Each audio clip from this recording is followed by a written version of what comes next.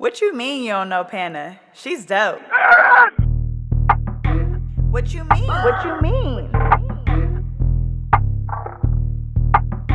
What you mean? What you mean? What is poppin' YouTube? Welcome back to my channel. It's your girl DOPEaxxPANA, and today I'm going to share with you guys how to do pre-parting for small knotless box braids. Not too long ago, I shared how I do the medium size on my channel, and a lot of people requested that I do the small, so I'm excited to share that with you guys today. So I'm going to start off by parting my client's hair from ear to ear. I always do this, just section the head off into two separate sections. It makes it a lot easier for me to work with. And then I'm going to go ahead and do a part down the middle of my client's head in that top section only. So the product that I'm using to define my parts today is Lock-In. A lot of my subscribers wanted me to try this, and so that's how I tried it, and I absolutely love this product. This time I purchased it off Amazon. I thought maybe I could find it cheaper, but it was still $30, which is the only reason why I don't use it constantly, but I'll leave a link for you guys to try it out. If you have never tried it, I would definitely recommend trying it at least once. So I had already parted out the left side of my client's head. I'm gonna go ahead and do the right side.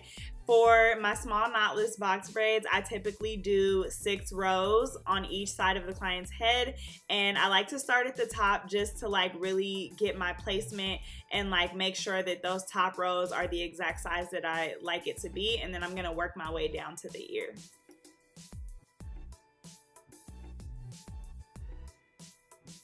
So today, to kind of like separate my sections off, I am doing like twists. In some areas I am gonna braid it just so you guys could see it better. A lot of people had said that maybe it was taking me longer to pre-part because I was braiding the sections off, but I really only did that for you guys to see. I usually clip it off.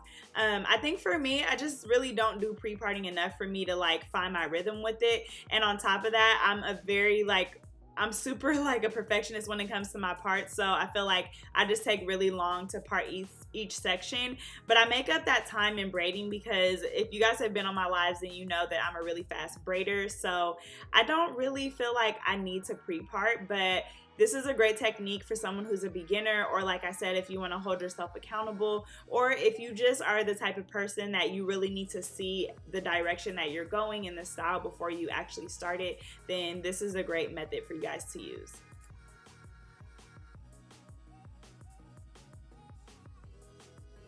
So there's not really much to explain right here. I'm just kind of going through and you know, parting all of these. You want to try to make sure that your sections are even. I just wanted to be very clear that like, yes, I am showing you guys how I pre-part on my clients, but everyone's head is different. So for example, this client, her hair is really thin in the back. Like there are certain things that you have to take into account when you're doing your client's hair. Just because I'm doing like 12 rows in the front doesn't mean that it's going to work for everybody. I have some clients who have extremely thick hair, and instead of 12, I may have to do 14 rows in order to achieve a small style, especially for knotless box braids, because the density of your client's hair will really take a part in what those knotless braids will look like. So someone with really thin hair their sizing is gonna look different than someone who has thicker hair. So this is just a really rough guideline to show you guys how to navigate through parting your client section, but I just want to be clear that you don't have to have this exact number of rows.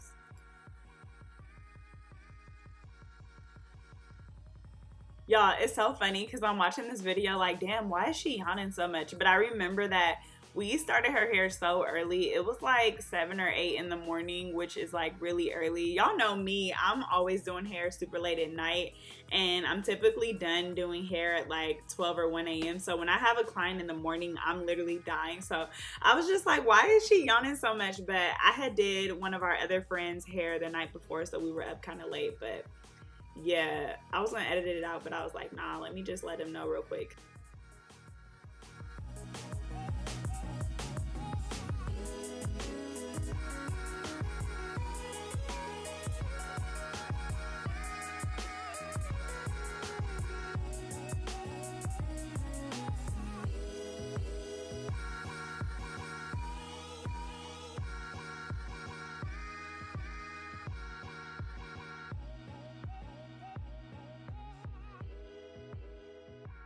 So I'm almost done with the front. Remember that all of these parts are still a rough draft. You can always revise them as you go and you begin braiding, or sometimes as I'm doing the back, I realize that a part or a section may be off or too thick or too small. So you can always go back and finish these off, but I did 12 rows in the top, 6 on each side. I always do a part down the middle so I can keep the style versatile for my client. If they want a side part, I'm just gonna braid in the direction that they want their part. So next, I'm gonna go on the back and I'm gonna make a part from ear to ear, and this is gonna be right underneath where that first part starts in the front.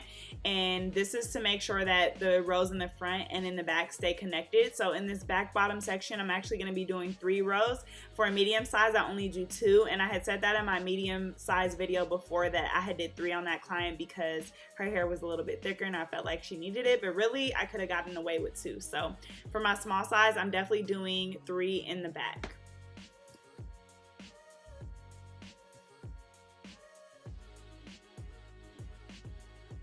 So once I get those 3 parts out the way, I'm gonna start connecting the back with the front parts. So I'm just gonna go basically from side to side, and those are going to connect with all of my rows that are in the front.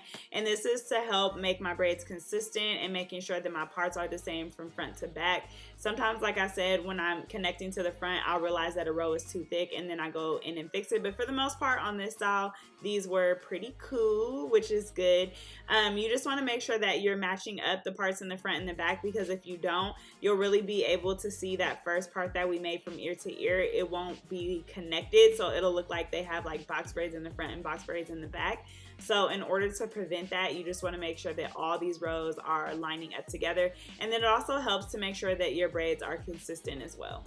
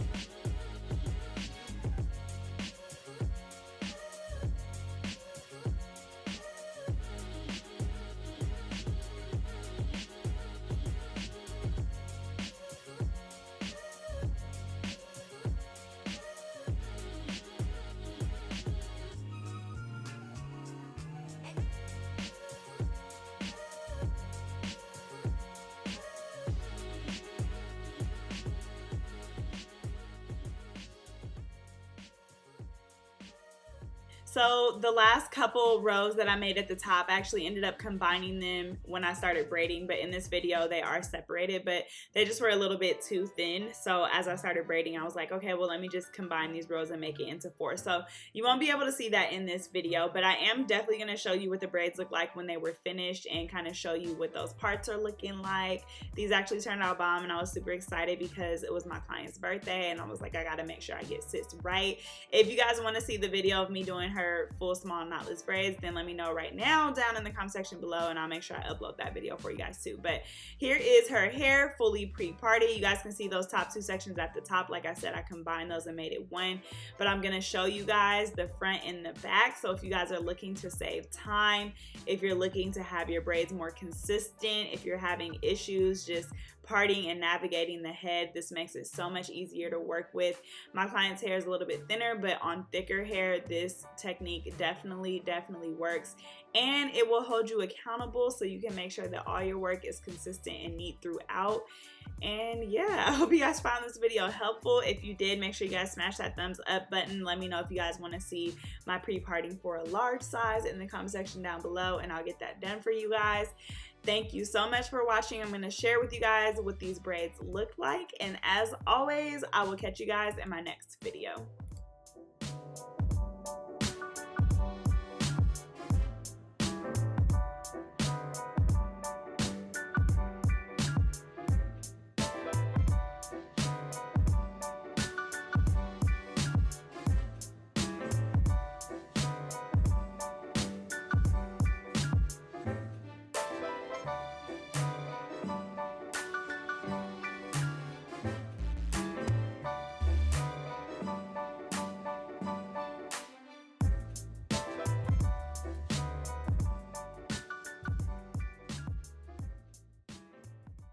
What you mean you don't know Pana? She's dope. What you mean? What you mean? What you mean? What you mean?